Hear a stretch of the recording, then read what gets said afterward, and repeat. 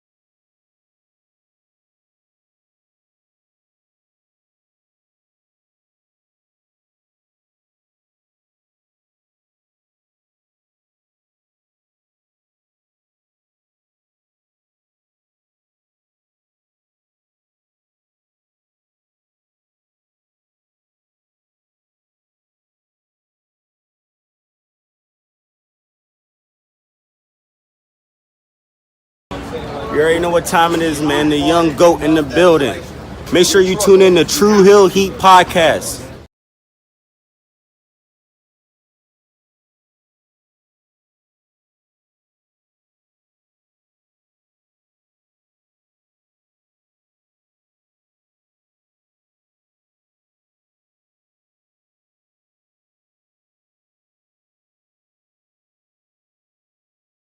What's going on, everybody? This is your former AEW World Heavyweight Champion. Once a champion, always a champion. Swerve Strickland. Whose house? Swerve's house. You're watching True Hill Heat Podcast.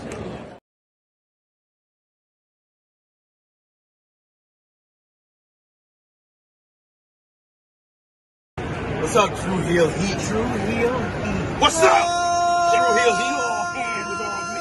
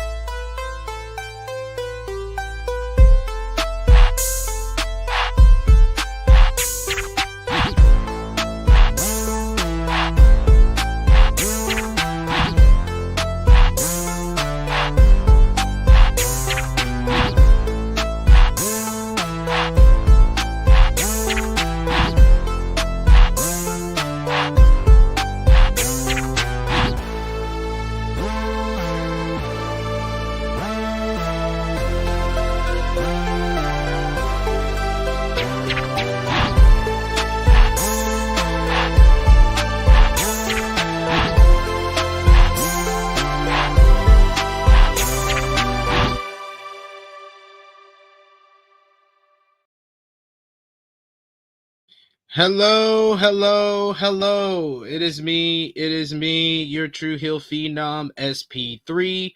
We are live on the True Hill Heat YouTube, Facebook, and Twitter for our WWE Saturday night's main event, January 25th, 2025 preview. Breaking down the latest special on NBC and Peacock for Saturday night's main event as only we can. And to do that, I am running solo. I am here solo on my own. Yes, unfortunately, my special guest, my usual co-host for our previews here on the True Hill Heat YouTube channel, the good sister Maggie of Fightful Overbooked, couldn't make it this time, so I'm riding solo. You guys got to deal with me for the next couple of minutes or hour. I don't know. I never know how these things are gonna go. I just go with the flow. Mostly y'all dictate how long these streams go, and usually they are much longer with me because I have a lot to say. But you're here to preview this Saturday night's main event from San Antonio, Texas, the second edition of the Saturday night's main event in this new Triple H era of WWE. So we got a lot to discuss, a couple of matches, big segment on the show as well, and we're going to get into all of that. I appreciate y'all if you are joining us live. Appreciate y'all if you're watching us on demand. Remember to show your appreciation back. The simplest way possible is by dropping the thumbs up on this video. You can also share this video with all your wrestling fans, friends, and family on all your favorite social media platforms. If you're new to the True Hill Heat YouTube channel, hit that subscribe button, hit the bell to stay notified for all the great content here, and of course, sound off in the live chat. Love to interact with all of you guys, especially when I'm writing solo like today. I need y'all help. I need y'all to be my co-host, my sixth man coming in the clutch, and need your support for our live stream here. And the best way for you to show your support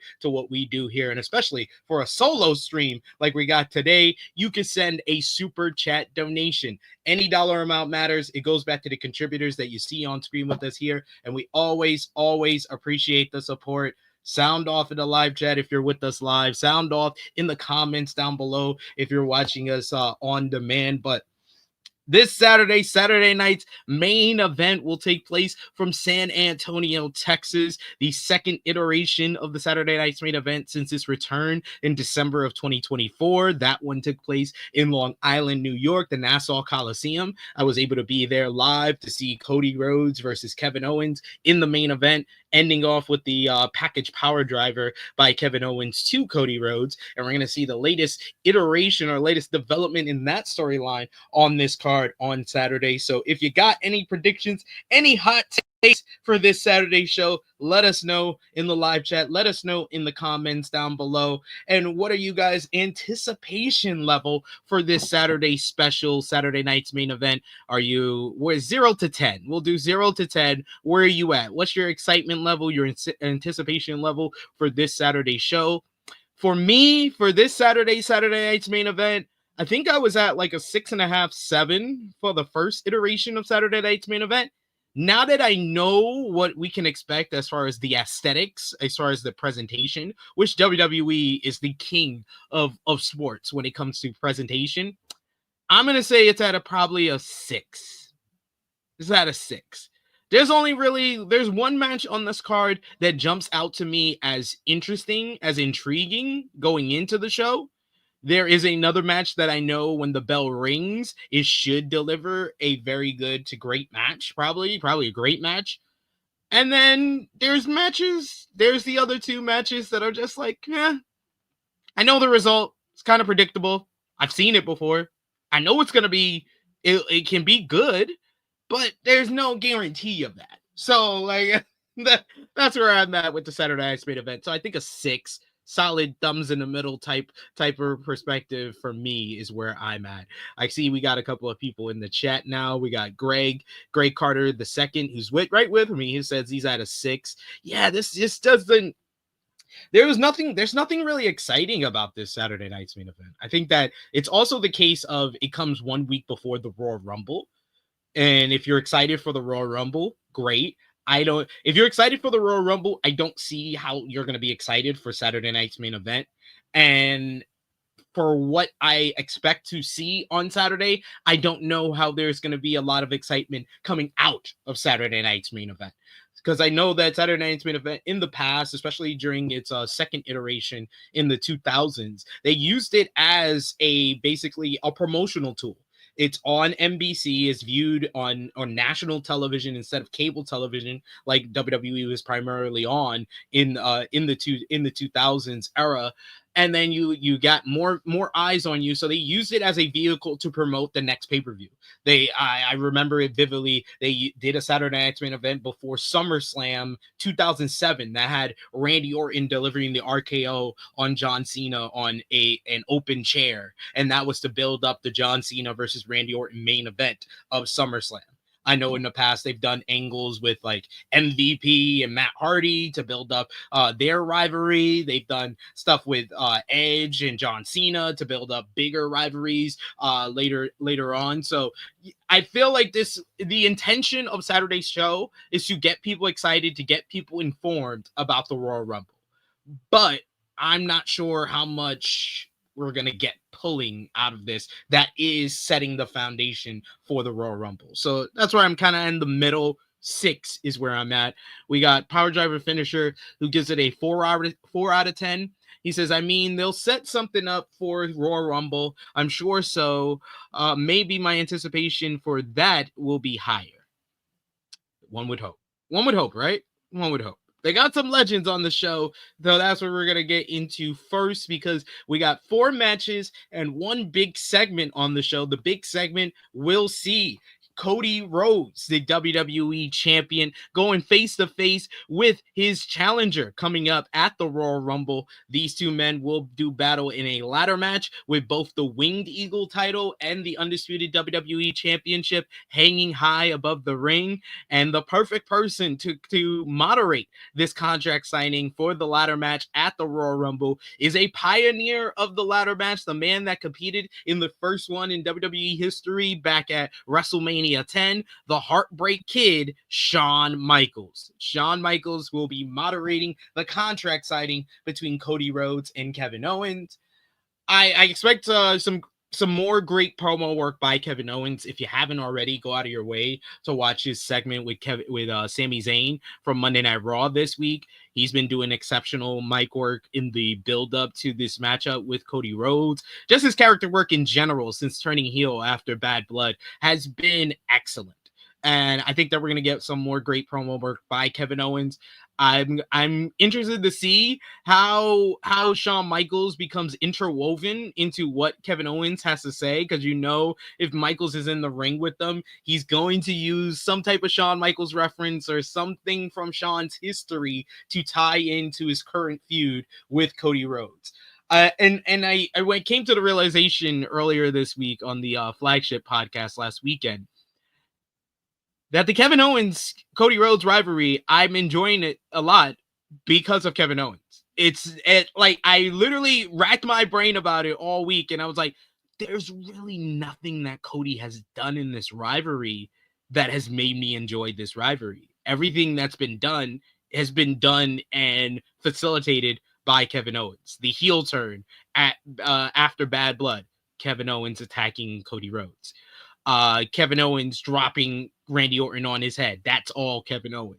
Kevin Owens dropping Cody Rhodes doing a package power driver at Saturday Night's Main Event. The promo work. I think that the exchange that Cody and KO had before Saturday Night's Main Event the first time in December, that was a good exchange, and that was some good promo work by Cody. But Cody has not been on the level of promo work as Kevin Owens. So yeah, it's been a program very heavily carried by Kevin Owens, in my opinion.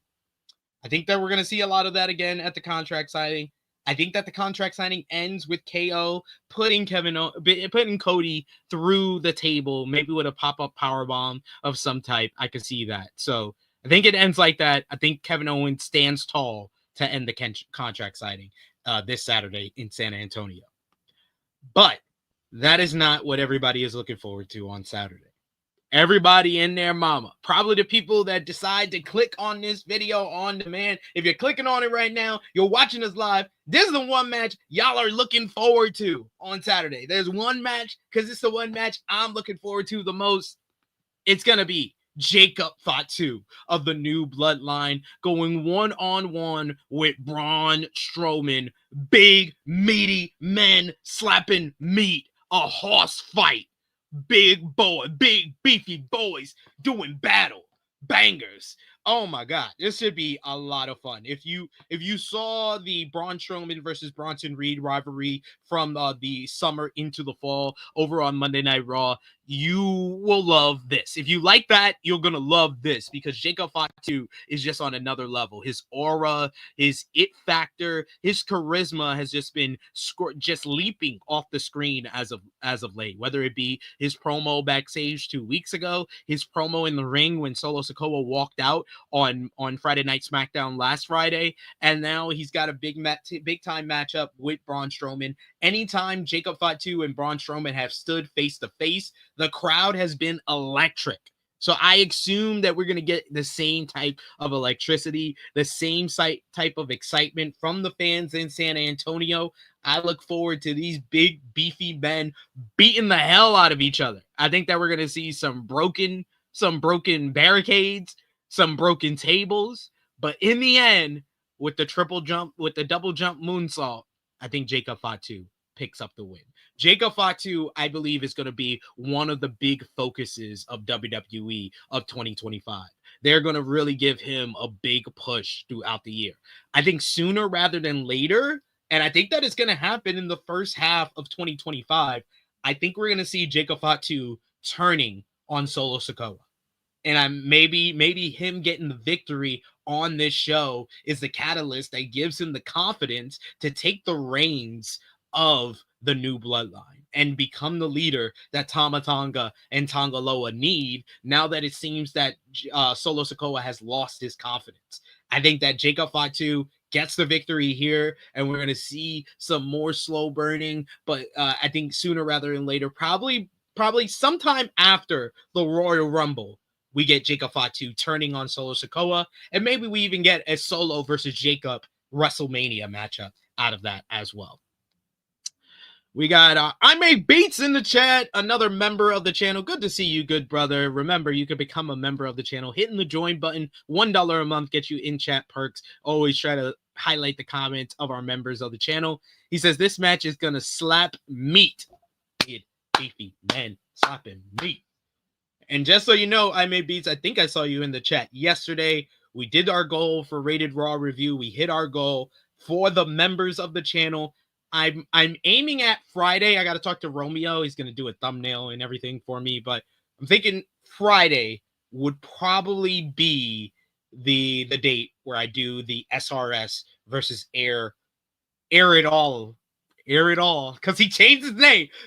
Oh my God. By the time we get to Friday, this story is going to be even better because this dude has changed his name. He's a parody account now. So, yeah, I got something good for the members. Probably Friday, so stay tuned for that. Friday, probably do that breakdown of what went down on wrestling Twitter on Monday. We got Power Driver Finisher. He says, I need Braun to just leave the upper part of his sides to stay and just cut off the top and bottom of his hair. Jesus. Here we go. There we go. Just totally ripped apart his damn haircut. Jesus. Greg Carter says, Jacob accidentally eliminates Solo. That's a good shout. I didn't think about that. I've been thinking. Greg, if you saw Rated Raw review yesterday, if you haven't, go back and watch it. I gave y'all the whole layout. I set up WrestleMania matches for CM Punk, Roman Reigns, Drew McIntyre, Seth Rollins, Sami Zayn. I set it all up on Rated Raw review. Maybe I'll break it all down again on the flagship podcast. So join us on Saturday, where I'll break down my booking for the road to WrestleMania again. And yes, glad to hear it. Glad to hear it. I May Beat. Glad to hear you're up on game. All right.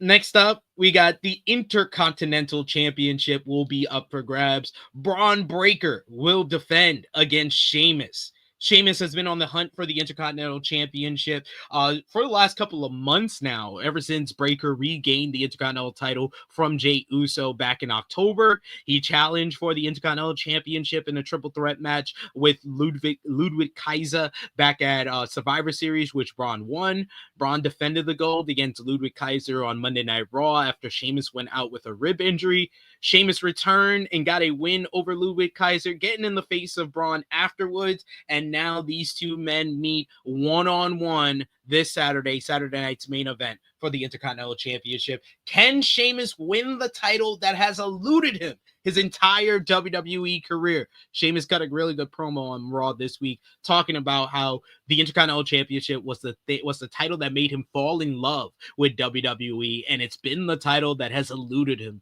throughout his entire career. And he's had a career that you could basically say has been backwards because he beat one of the biggest stars ever a couple of months into his career. Can he become the Intercontinental Champion? I believe that they have been pushing this story a lot over the last couple of months is because we are going to see some type of culmination, some type of blow off to the Sheamus chase of the Intercontinental Championship. I just don't see how the place to do that blow off is this show. This show just seems so not important enough, so not significant enough for Sheamus to win the Intercontinental Championship. And I say all that with the back of my mind telling me that, hey, that might be the reason why they do have him win the Intercontinental title here, because there's nothing that makes this show special or makes this show feel like it's a premium live event. You might as well do a title change to falsely create that feeling. I don't think that's the move here. I think that Braun Breakker needs to retain the Intercontinental Championship because Triple H has not booked this second title run well. To be honest with you, Triple H has not booked Braun Breakker well since he challenged for the Intercontinental Championship. He should have never lost to Sami Zayn at Money in the Bank. Should have had a longer match with Sami Zayn at SummerSlam instead of a 5-minute squash. He should have never lost to Jey Uso just for a 1-month reign just to win it right back. And then he's been, for the past 2 months, he's been in backstage segments and been sitting, playing grab ass, is sitting in the front row at Monday Night Raw for 2 months. This is one of your future stars. One of the guys that's going to main event WrestleMania one day. And you're treating them like scraps. Like, oh yeah, Braun's the Intercontinental Champion. We should just book a backstage segment. Call it a day. That's how it feels. A lot of Braun Breakker's booking has been. It's been appalling as a Braun Breakker fan that Triple H has been treating him like he is just an outlier, that he's just, oh yeah, that's the champion type of guy. I don't think Braun Breakker should ever feel like that. Hopefully, a great match on this show can reignite his reign and reignite his momentum so we can see him be in a more prominent position as we're on the road to WrestleMania. Hope it starts with a great match here. I think that Sheamus and him can deliver that, and they've had good to great matches every time out, whether it be one-on-one, whether it be triple threats. It hasn't mattered. They have delivered. I expect that here. I'm just hoping that the booking improves afterwards as well. What do you guys got to say about all of that? We got Alex Powell who says Sheamus should win the belt at Mania. Totally agree with you.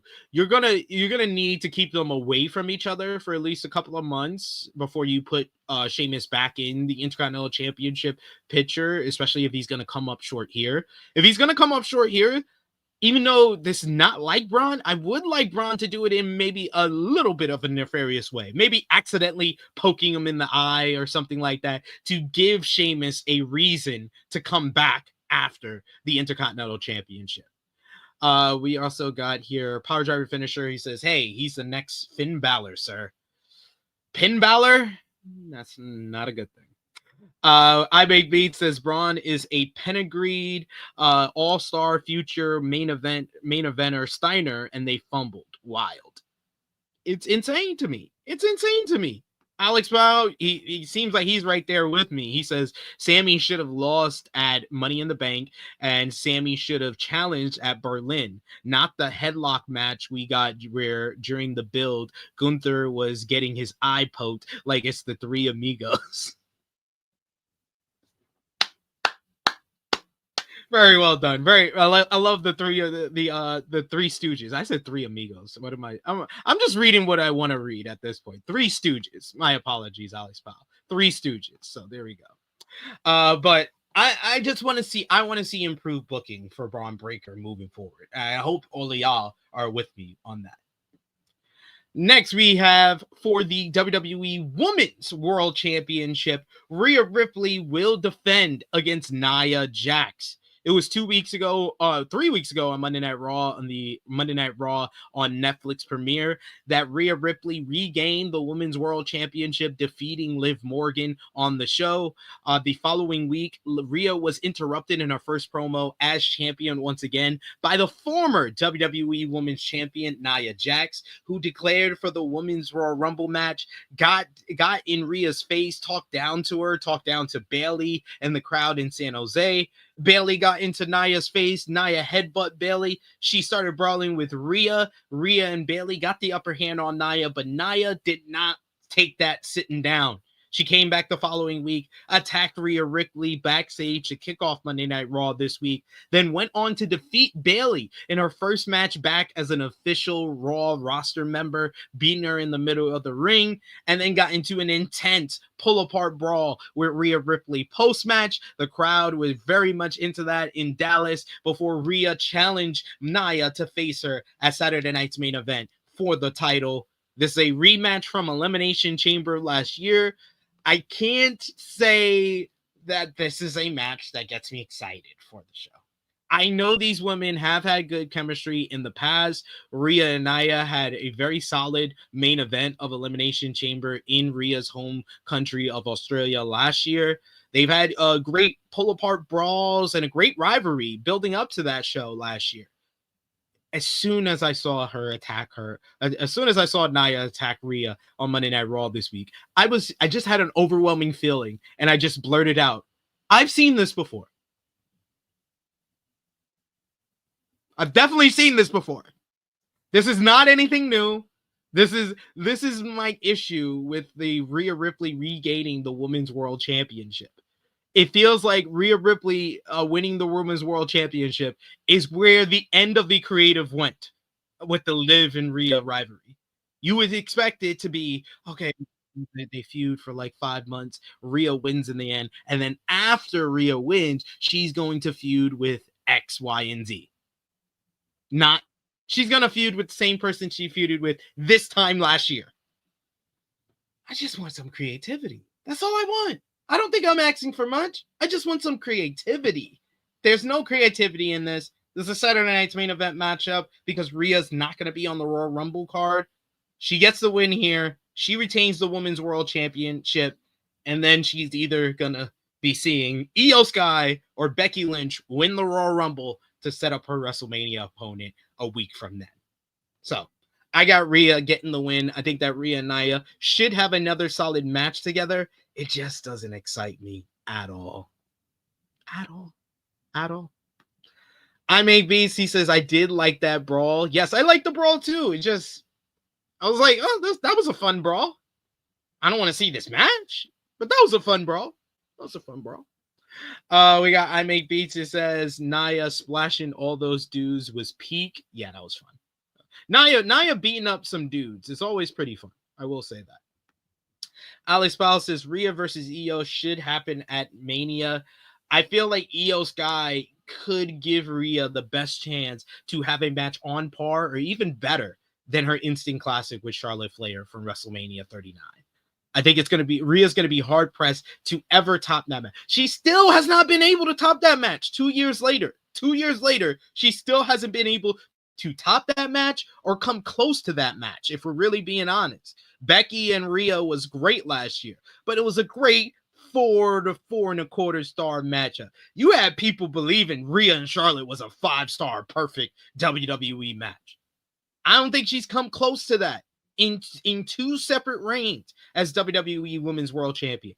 Io Sky is a woman that can get her close to that. We got Alex Powell, who also says, if Rhea was to lose to Io, what's Rhea's creative going to be when she is not challenging for the belt? That should be interesting. I mean, I would honestly have her fight the men. You're at the point where she is so much more over than everyone else on the women's roster. And I say this as I don't even think skill-wise Rhea Ripley is like the skill-wise the best women's wrestler in WWE. I think that's still Io Sky. But Rhea Ripley is so far beyond the biggest draw and the biggest star in women's wrestling. You might as well, if she's not going to be in the title picture, you might as well have her feud with the men. That's where we're at.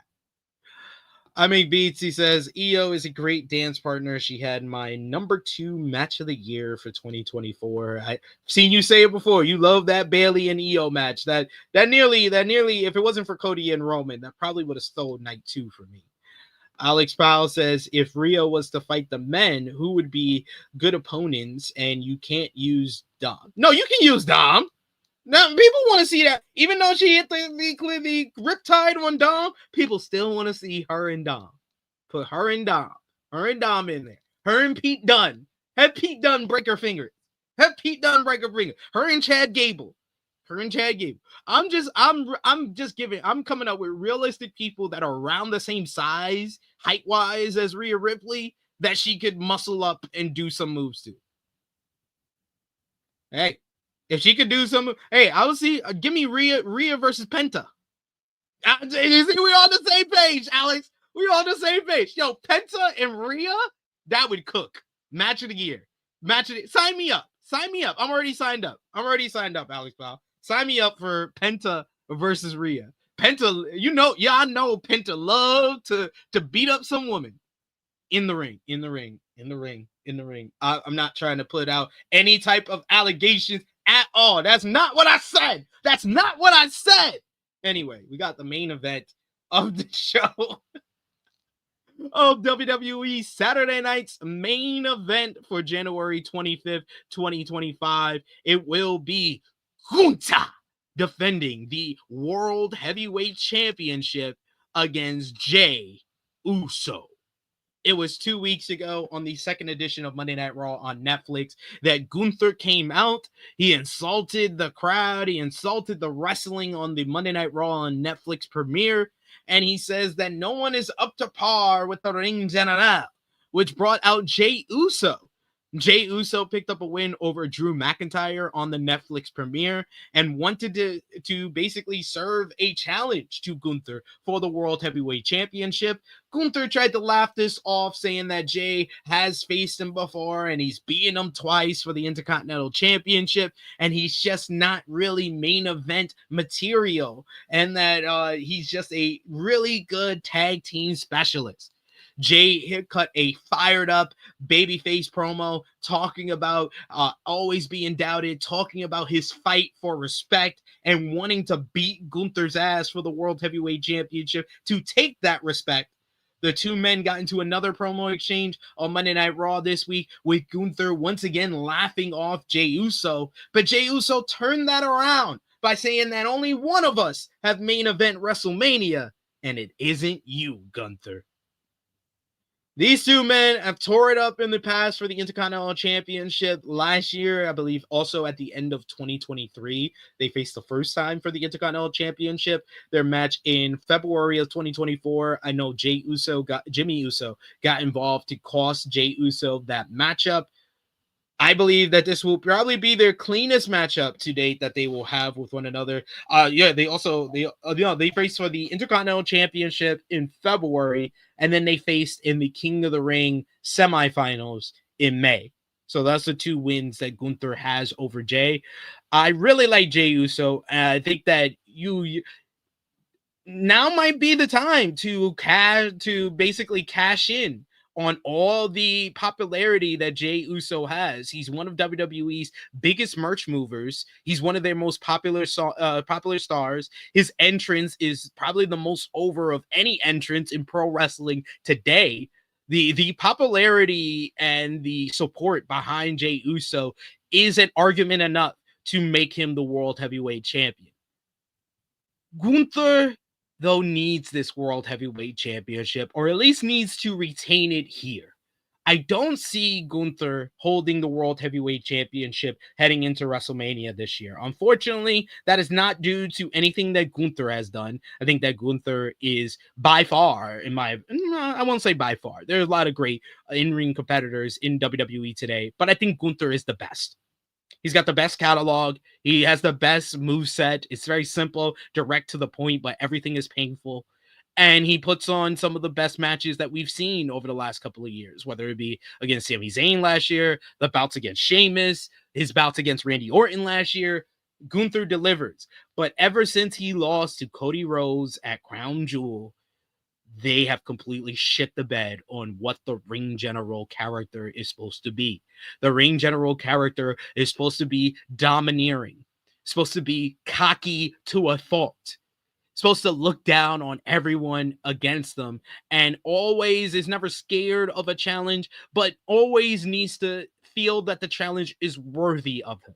And ever since he lost to Cody Rhodes, we had the conflict of crisis or crisis of confidence angle that they did with him and Damian Priest, which didn't work. It really just soured me on the World Heavyweight title reign and soured me on Gunther's character that they were writing.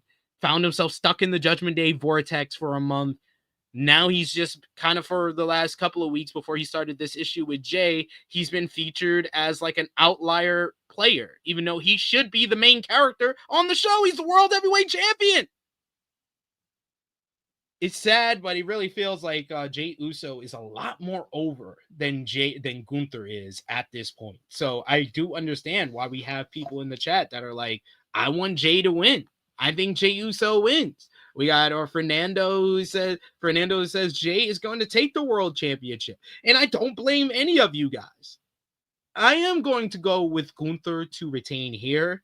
But like I laid out in my booking for the road to WrestleMania heading into Las Vegas in April, I don't see Gunther walking out of Elimination Chamber in March with the World Heavyweight Championship. I think that Roman or Punk will win the Royal Rumble, and whoever doesn't win the Royal Rumble will win the World Heavyweight Championship from Gunther at Elimination Chamber. It's going to be Roman versus Punk for the World Heavyweight Championship, and the best I can do for Gunther is him facing Goldberg and ending his career. That's the most I can do, because they have completely shit the bed and just really don't understand like what made Gunther into a top star in the company. Like, it just feels like whoever booked his Intercontinental Championship reign has just lost all the essence and all the elements that made that reign one of the greatest in WWE history, and he has completely missed the ball in this reign. He literally has not faced a fresh opponent. Every opponent he has faced for the World Heavyweight Championship is someone that he faced a few months before or the year before. Every single person. I just don't get it. I just don't get it. We got Nicole who says Jey is not winning. I think that Gunther keeps the title until WrestleMania. Okay. He's feeling a little bit different than me. I don't see Gunther holding his title heading into Las Vegas. I'm with Great Carter II. I see him losing at Elimination Chamber. Like, what Gunther World Heavyweight Championship matchup it would realistically main event a WrestleMania? Now, really think about that. If you really believe Gunther is going to be the World Heavyweight Champion heading into WrestleMania, tell me what's the world title match that Gunther is going to main event the show with. Because if you're not seeing John Cena changing his mind, or WWE changing their mind to have Cena challenge Gunther instead of Cody, which I think is the right decision, that's the only match that Gunther could realistically make a claim for a main event spot. It's Cena or his bust. We got here, Power Driver Finisher says Jey wins it later, but this is probably a build up to it. I agree with that. I do think that one day Jey Uso should and will win the World Heavyweight Championship. I Make B says, I'm not even a big fan of Punk, but I wouldn't be mad if he was World Heavyweight Champion. Yeah, I kind of feel like it's Roman wins the Rumble, and then Punk beats Gunther at Elimination Chamber for the World Heavyweight Championship. And then And the reason Roman picks the World Heavyweight Championship over the title he lost is because of the favor. You gotta tie all these things together. You still want to spin the plate of Roman and Cody, but you might not want to do that match here. But Roman and Punk is the bigger option. So you put the World Heavyweight title on Punk. You have Heyman and Punk's favor be the reason why Roman picks Punk. We got I Make Beats who says, nah, Jay gotta walk out with Travi at 420 Mania hitting the blunt as champ. Nah, can't have that type of example out there. I Make Beats. If you're gonna smoke a blunt, you can't be our World Heavyweight Champion. Sorry, Jay. Alex Powell says, have Cena face Gunther and Orton fight Cody at Mania. To be fair though, Alex Powell, I do think Cena and Gunther is the right path for a Cena World Heavyweight Championship matchup at WrestleMania. Orton and Cody, though, makes a lot of sense on paper. It's a rivalry that we literally have been asking for it feels like a year. It feels like when Cody's title reign first started, I was asking for Cody versus Randy Orton. It does not feel like a WrestleMania main event, though. I'll ask you, Alex Powell, to you. You wrote it. You wrote that comment. Does Cody and Orton feel like a WrestleMania main event? If it's Cena and Gunther, Roman and Punk, and Orton and Cody, please tell me which match you think is not going to main event one of those nights of WrestleMania. To me, I even though Orton's a big name and Cody's the biggest star in the company, I would say Cena going for number 17 against foreign monster heel Gunther is a bigger matchup and it should be main eventing over Orton and Cody. That's just me. Power Driver Finisher says, have Jay take a hit and then Pantera plays and RVD appears. Oh my God. They should just have the biggest 420 wrestling party ever at WrestleMania this year. IBB says, I'm guessing Orton returns at Rumble or go home SmackDown. I can see Orton returning at the Rumble and helping Cody beat KO and then immediately turning on him on the SmackDown after. I can see that. Alex Powell says, I hope Roman politics and goes on first to screw over Punk. Punk is literally politicking to get Roman because he knows his only way to main event WrestleMania to finally get that off the bucket list is by facing Roman Reigns. Punk is smart. He's a smart politician. I'll give him credit for that. But that is our preview for this Saturday night's main event for January 25th, 2025.